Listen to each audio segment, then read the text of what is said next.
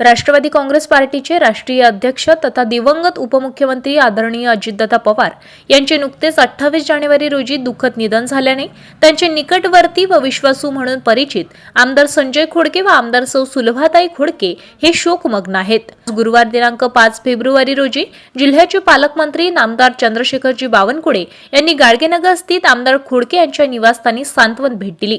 यावेळी पालकमंत्री नामदार बावनकुळे यांनी आमदार संजय खोडके व आमदार सौ सुलभाताई खोडके यांची भेट घेऊन दिवंगत लोकनेता अजितदादा पवार यांच्या निधनाने महायुती परिवार सुद्धा दुःखात सहभागी असल्याचे सांगितले।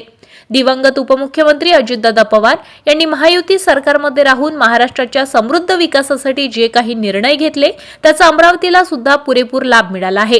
दादांनी प्रत्येक अर्थसंकल्पात अमरावती जिल्ह्याच्या विकासाकरिता भरीव निधी उपलब्ध करून दिल्याने जिल्ह्यात सर्वसाधारण क्षेत्र, अनुसूचित क्षेत्र व आदिवासी विकास अशा सर्व विकास योजनांवर अमरावती जिल्ह्यात चांगले काम करता आले।